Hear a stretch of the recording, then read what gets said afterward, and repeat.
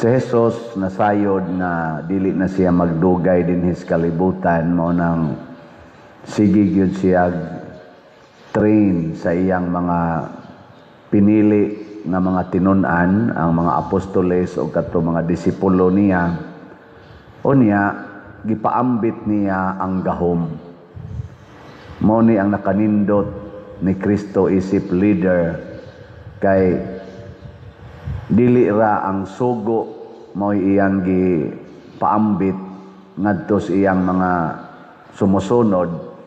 Gihatagan niya gahom nga pariha gyud sa iyang gihuptan nga gahom samtang tao siya din his kalibutan. Ug unsa man tong mga gahuma, matud pa niya diri, lakaw mo, isangyaw nga hapit na maghari ang Dios. Ayuha ang mga masakiton. O kanang pag-ayog masakiton, buhat man na ni Kristo. Iya sa nang gihatag nga gahom ngadto sa nagsunod kaniya. Nya sunod, banhawa ang mga minatay. Siyunan gana, banhawon ang minatay. Linyay mong tupad, ing gigamit na ni mong gahuma. Nakasuway na mo nga ang patay inyong gibanhaw. Pasabot, wala jud ka ni gamit, pero gihatag na sa Ginoo nato niya hinlui ang mga sanlahon. Okay, kanang sanla magud sa una mo nay sakit nga way kaayuhan, o niya ikauwaw kayo na sa mga tao nga natapta ni ana. Abuga ang mga yawa, kanang pagpapahawa og yawa gahom sa nato. Gilingi ana sad imong tupad ing napila na kayawa imong naabog. Pangutan na ba? Base ninog nanaghan ang yawa sa inyo, ha? Mauda nang naay mo ingon ako, pader, kana ganing daghan kay kog mabatian diring tingog. Pwede imong bendisyonan akong kwarto kay or akong opisina kay daghan kay mga tingog nga makadisturbo nako, hadlok na ko musod. Nako niya inighuman akong blessing og mosamot kadaghan, ako'y imong pasanginlan. Ngano man, kay ang tinuod yung problema, dili tungod kay wa blessingi ang kwarto or opisina. Ang tinuod nga problema, ang nagpuyo didto, ang nagtrabaho didto, wa mo gamit sa iyang gahom. Unay problema? Dili ang problema ang masakiton nga di maayo. Hala, siging pahiling, siging healing, siging healing. Pero ang gihilingan, binunyagan, nagsigig simba, wa mo gamit sa iyang gahom. Di ba? Gipakatug lang. Paragod nato god, kitang mga Filipinos unsa may atong gahom. Isip citizens of the Philippine country. Naa sa konstitusyon. We are the government. Government emanates from the people, for the people, of the people. Pero nga naman nga purti mang pangawat aning ato rong mga leaders. Nganong wa man gina sila mabadlong, nganong wa man gina sila mailisi. Tungod kay kitang mga Pilipino, sige lang duko, di gyud mo tingog, di sa gyud mo insister paggamit sa atong gahom. Labi na gyud ang pagpapahawa anang yawa sa korupsyon. Panahon sa eleksyon, dawat lang gyapon ta silang ihatag. Ako di man gyapon kumusugot anang moingon nga gihatag na dawata lang kay total imo man ato man sa nang kwarta. Ayaw dawata. Tudloi sila nga ayaw na ipanghatag namo kay amo na gamitan na sa pag-alagad namo o sa pagtuman sa imong mandato. Dili kay ipanghatag na nga imo ming ulu-uluhan nga ikaw kunuhay mo mayong manghatag. Kay ang tawag ana unsa man, vote buying, panikas, basta panahos eleksyon.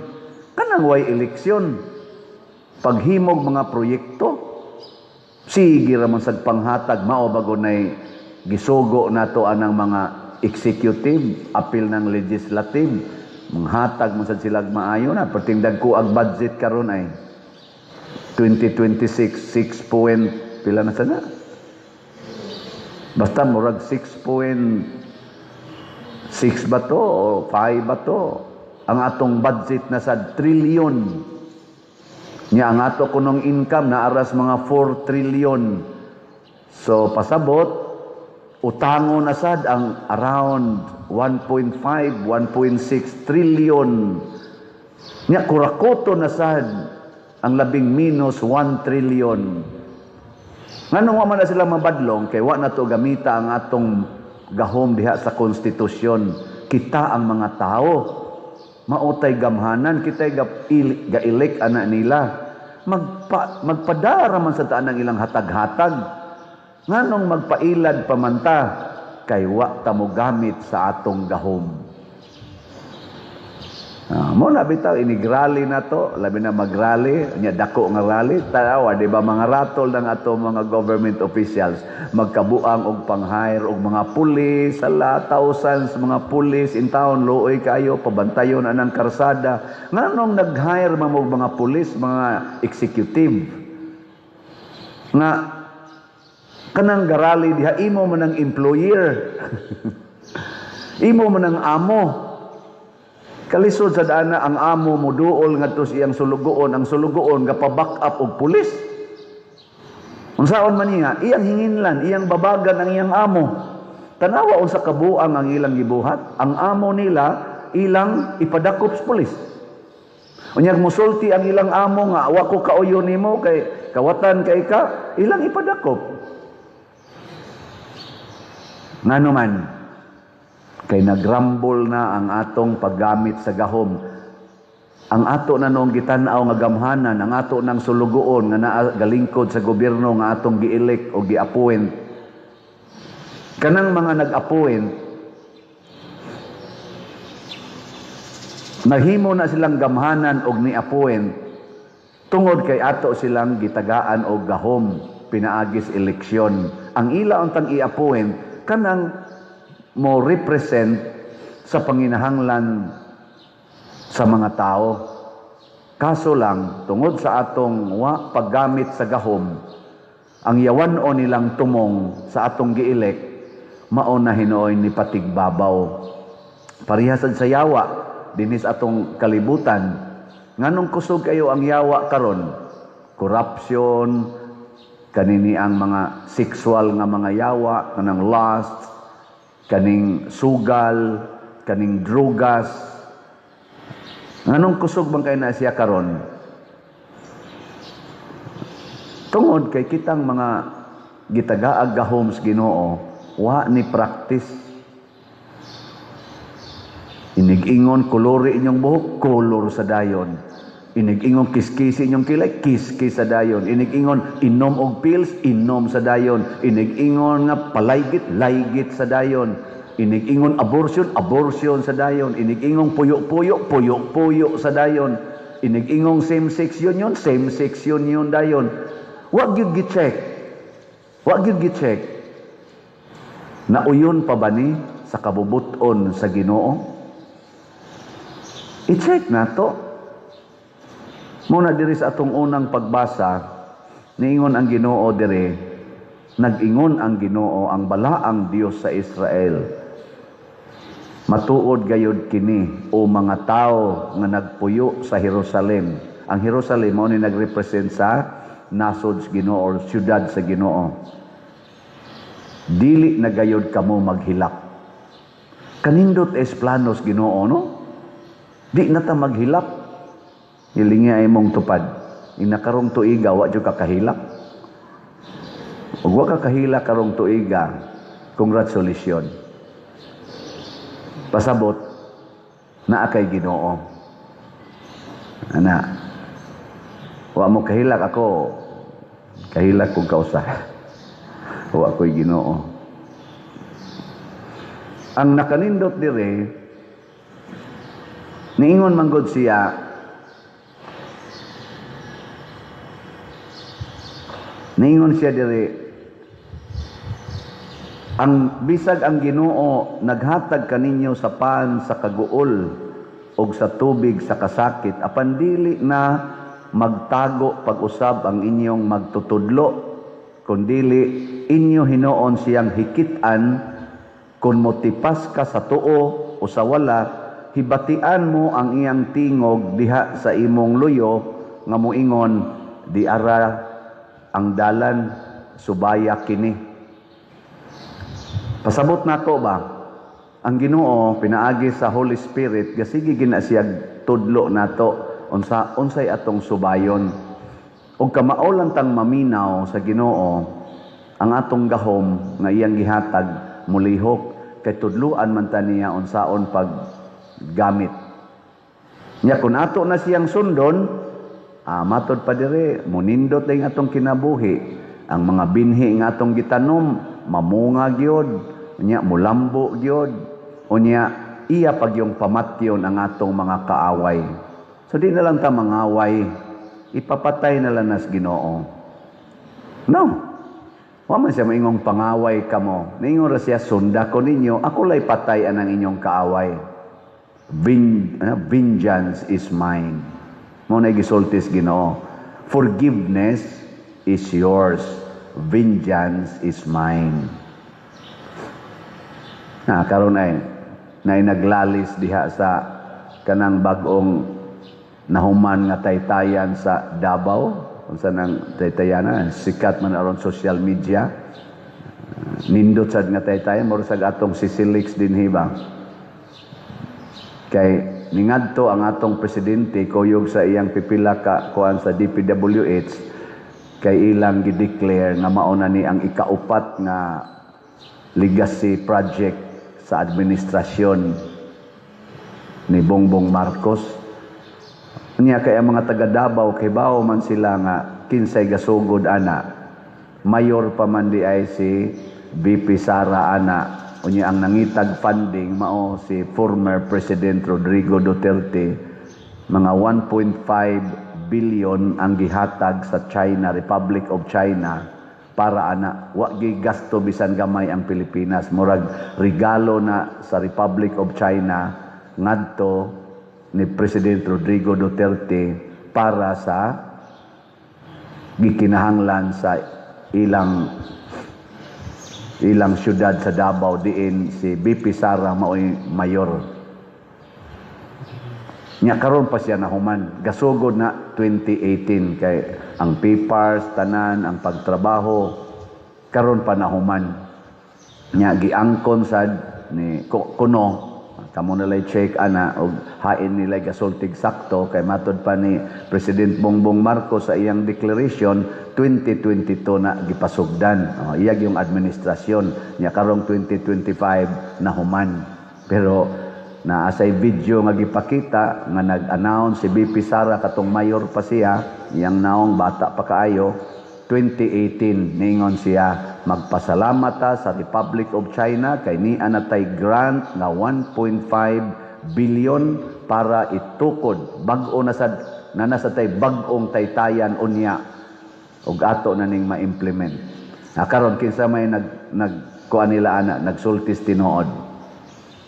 I-check lang nato. Pero ang nabiliban nako ni BP Sara kay gi-interview siya naa sa diha sa social media. Gipugos gyud siyang pangutana.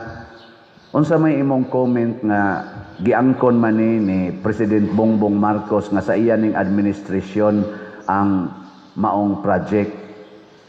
Ingos BP Sara, di lang ko mo comment ana. Basta ako sa akong nahibaw-an isip Mayor Cos Davao ang naghatag ana nga maong pundo mao ang Republic of China niadtong 2018. Mo na magpasalamat ko ni former President Rodrigo Duterte kay siya ginaningkamot og maayong pangitag funding para ana unya ang Republic of China. Isa unsa may mo ikasulti ni Bongbong Marcos, isa ay di lang ko mo comment ana, basta magpasalamat ko ni former president kay mayor pa ko, mo nay akong nahibaw-an kay amo manang proyekto. So wa siya manaot, iya lang gisulti ang tinuod. Atong i-check kay nga naman ato ng katungod isip katawhan ang pagsuta sa kamatuoran. Dili lang ta magsigig uyon-uyon kay ang resulta ghost projects ang ilang ipresentar. 5,500 flood control. Man, ghost di ay ang kadaghanan. Na day mga, nung kadaghanan. Mga almost 500 ang ghosts flood control projects. Iuli na nako ang 60 billion nga nakuha sa PhilHealth nga pundo. Karon ko noon, abot nag almost 1 year, gikas pag-declare ato sa atong talahorong presidente, wapa mauli. Atong mga few days ago, may declare na ang Supreme Court ang petition 15-0 sa petition dito nga ipa-declare nga ang 60 billion is napagkuha sa gobyerno sa pundo sa PhilHealth. Adi mo na 60 billion, kuan man to? Pila to? Aw lagi 60 billion ang nakuha pero 89 gid unta to billion ang kuhaonon. Nahibilin ang 20, ang 60 pa'y nakuha. Kaya naamay ni file o petition nga to Supreme Court, mga lawyers. Nya karon gi-aksyon na sa Supreme Court, 15-0 ang votation. So sila yung 15 ka Supreme Court justices, unanimous ang ilang votation nga unconstitutional ang 60 billion. Unsaon man aron pag-uli nga 1 year naman pag hisgot sa atong presidente nga iuli wa pa man mauli napakay ikauli nya kwarta man na nato kwarta man na para ipahiluna para sa mga masakiton. Mutana ko dito sa DS karong December pila na may among makuha kon naay masakit ug mangayo mi ingon din sila sus pader murag 1,000 na lang gyud ang among maximum ikahatag karon before mo end ning December kay gamay na lang jud kay tag budget. So kung pa-hospital ka karon mudangop ka dito DS or sa PhilHealth basig wa na ihatag. Ana sa una makakuha man tag may tag 30,000, napay 20, napay usay 50 hangtod nahimo na lang 5,000 karon kuno 1,000 na lang abot sa katinuod so ay ragod ninyong pa-hospital nya pangayo mo dito aron makahibaw gyud mo. Ako lang ning gipanghisgutan ba kay nganong nang hitabo man ni kay wa ta mo gamit sa atong powers sa pag-elect og officials, wa ta mo gamit sa atong powers og mga katungod nga kamautang muilis og mga officials. Di ta magpadala sa ilang lingla-lingla mo nang avoid vote buying kay diha gyud gasugod ang tanan kanang kusog mamayad inig panahos eleksyon manghatag bisag ginagmay og dinagkong kwarta mangurakot gyud na inig lingkod ana nya dayon tag singgit-singgit wa untay corruption why corruption nya siging dawat inig panahos eleksyon pagka nganong imo mo sa nang gidawat nya napay ilang panikas anang naang counting machine. Daghan sa kayong accusation ana napay mga pending cases ana nga gi-file ngadto sa Supreme Court para lang gyud matino kung tinuod bang naay panikas kay naay daghang moingon wa man ko nibutar ana nganong nganong nidaog ang pinakakatawanan kay ang napildi mao'y nilingkod ang nidaog mo'y nasuspenso. Unsang klasihan na natong kumilik kung saan ato sa nang i-check nga mura magsila na may gabuot ang mga tao nag-ilik aning maong kandidato or kandidata nya gisuspenso pagdaog ang katunong wa giilik sa mga tao mo'y gipalingkod ang kumilik ray gabuot unsa man ang klasihas kumilik i-check sa nato kay kana sila na appoint na diha by virtue of the power of the appointing officers nga elected nato nga mga tao pasabot para gyapon na sa mga katawhan dili pag-abuso sa katawhan sa government nga mao ang mga tao. Kita sa mga tao nga Katoliko, mga Kristiyanos diabusuhan sa tasiyawa. Gidaot ang atong moral and spiritual wholeness. Ngano man kay wa sa ta mo gamit sa gahom. Matud pa ni Kristo, matud pa sa Ginoo kung musulti gani ko nga liko suwa, liko dayon. Og mingon kong liko too, liko dayon. Sige, katapusang lingi sa imong tupad. Ing na Ato maginang power ang pagdesisyon. Mupalit na kag slot karon. Ingna ko no. Giingna nakas Ginoo nga palit og slot. Nya motubag sa na imong tupad pakapinan maganig ticket sa sweet notes. Di ba? Ang gisulti ros Ginoo nato, labi na kitang taga Compostela, online o territorial parishioners, ang gisulti ros Ginoo pamalit mog slot, pamalit pagyud mog tickets. Ing kakadaghan ba nang palitonon Lord? Og inyo ning paliton mabulahan ang inyong kinabuhi. Kay makapanindot ni sa inyong kahimtang og sa inyong simbahan og sa simbahanan. Mga igsoon, wag tangon sa natong yawa sa kadaw, yawa sa pagka ang kaugalingon ra gyud gihuna-huna. Wag tangon sa nato. Ato nang huna-hunaon ang katilingban. Lingi-lingi alas inyong mata unsay nahitabo dinis atong parokya karon. Sukad nagkuyog-kuyog ta for about mga pila na ta ka buwan? August, September, October, November, December, mga 4. O gahapon, among anniversary sa pizza, no? Mansari. Pizza 5 mo miniabot dire. O, sa to pa, mga 4 pa lang takabuan nga kuyog-kuyog, tanawan ninyo unsa may nahitabo. Nag-anam og kabati o nag-anam og kanindot ang ato dinhing simbahan. Padayon pa mo o dili na? Mamalit mog slot o dili na? Hinaot unta dugay pa mo mga matay. Sige, manindog na ta.